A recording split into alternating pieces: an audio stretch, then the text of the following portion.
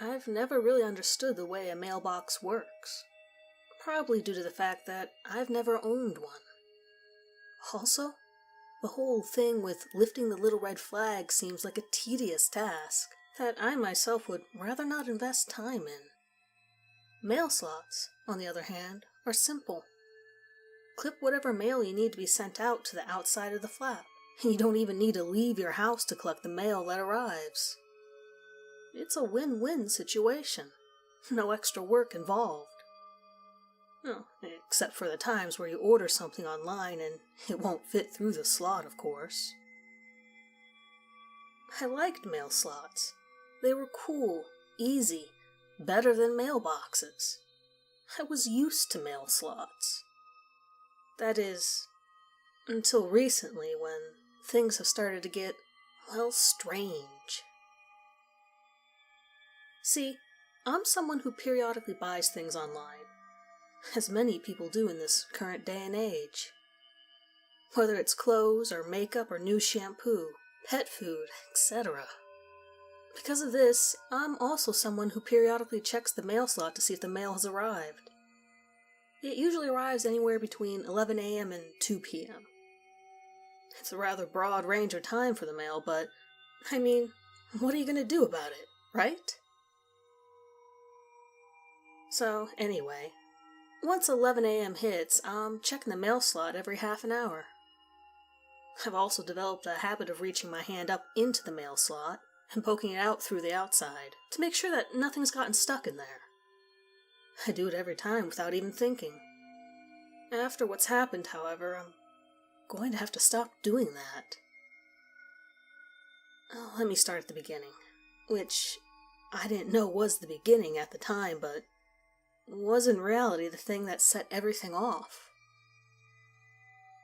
It was last Tuesday. I had ordered a new book, and books usually fit through the mail slot, and that's usually where they're left. So when the mail came, I was expecting my book to be there, according to the delivery date, of course. I checked the mail slot around noon, and I saw that most of the mail was there already. Bills, random coupons, ads. I took all of that out and then proceeded to stick my hand up the mail slot to see if I could reach anything that might be stuck.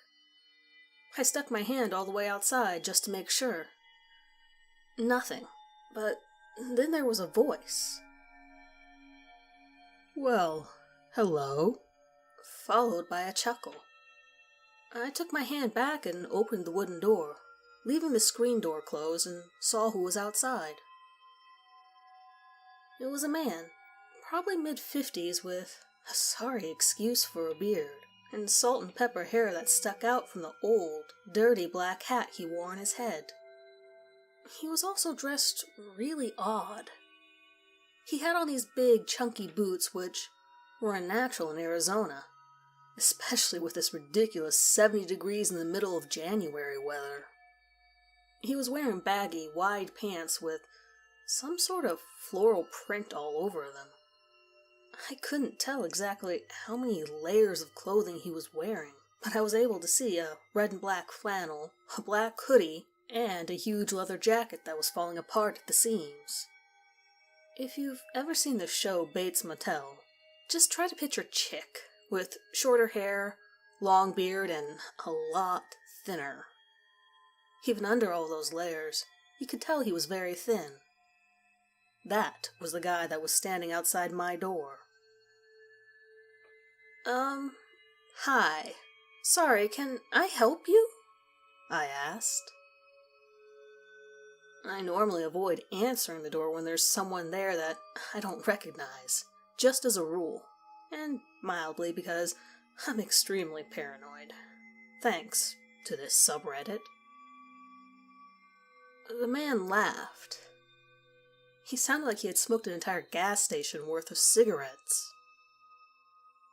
"Yeah, I live across the street over there." He pointed to the house partially visible from my front door. "And I was wondering if you received some of my mail by accident." That made my senses go on high alert. I know my neighbors who live on either side of my house, as well as the people who live in the house directly across my own, and the houses on either side of them. one of which is the house he had pointed to, and he was not one of those people. I wanted him to leave as soon as possible, so I picked up the mail and scanned the envelopes for an unfamiliar address. "Nope, sorry, this is all mine," I replied. He stood there for a minute, looking through the screen door even though I knew he couldn't really see me from the outside. The front screen door is metal, with small holes and designs in it that let you see outside, but it's almost impossible to see from the outside in unless you're standing a bit further away. "Thanks. Bye," he replied curtly and walked away. I shut the door and tried to get rid of the goosebumps that I had, and eventually just went about my day. However, my book ended up arriving the next day. I went back to my mail slot, took out the usual ads and random mail, and then, once again, reached up into the slot to pull out the book. There ended up being some more ads that had gotten stuck, so I had to again reach my hand all the way out to make sure that I was able to get all of the mail out. While my hand was stuck outside, I felt something wet and warm land on the tops of my fingers. I quickly snatched my hand back and discovered that 3 of my fingers were covered in what appeared to be saliva, spit. I almost threw up and ran to the kitchen to wash my hands.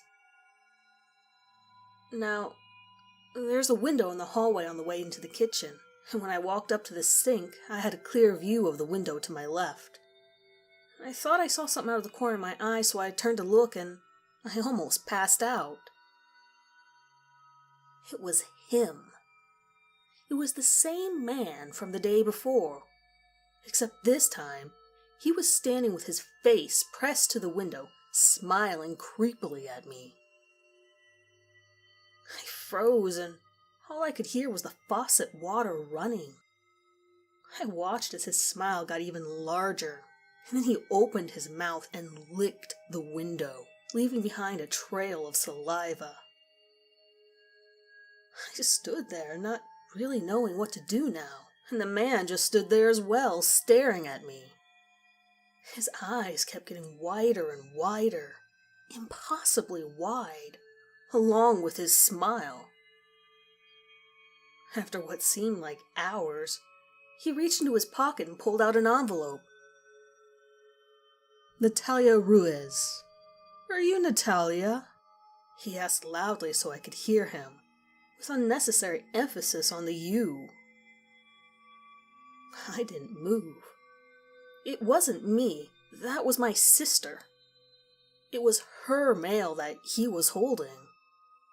He stared at me for a bit longer before he turned around and left. I waited a few moments before running up to the window to shut the curtains. As I reached for him, his face popped up right in front of me. "Gotcha!" he screamed.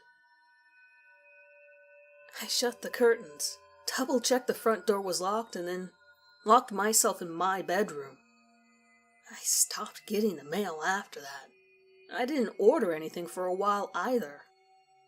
I also called the police that same day and gave them a description of the man. They asked the people across the street if they knew anything about him, because the man had claimed to live there, even though he didn't. But unfortunately, they'd never even seen him around the neighborhood. I started classes this Monday, and as I turned into my neighborhood on the way home, there he was. He was sitting on the small white bench outside my house, on the front lawn. As I slowed down a bit, passing my house, there was no fucking way I was going to go in there or even attempt to. He looked right at me and smiled as he followed my car with his eyes. I kept driving and ended up going to a Starbucks and waiting out there for about an hour before going back home. He was gone. I sighed in relief as I pulled into my driveway and cautiously got out of my car. I even opened the back gate and let one of my dogs out to follow me into the house, in case the man came back while I was unlocking my front door. As I reached the front door, I noticed a piece of paper partially sticking out of the mail slot, and I slowly pulled it out. It was a drawing of me. A very detailed, scarily accurate drawing of myself, in fact. Except for the fact that this drawing had a knife that was stuck into the top of my head, and I was smiling in it. There was also something else really wrong with the drawing. There was a milky white substance covering my face in the drawing. And yes, I know exactly what you're thinking. And that's exactly what it was. I thought the same thing, so I held the paper out in front of me by the corner and set it back down on the windowsill and called the police. It took them a few moments to get here, and I made sure I kept my dog close to me. When they finally arrived, I gave them the drawing, which the cop took from me with a highly disgusted look on his face. They told me they would run the DNA and see if it matched anyone in their system.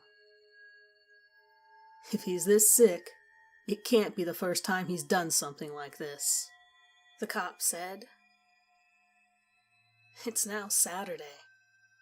I haven't heard anything back from the cops, and when I called to ask, they didn't seem to know what I was talking about.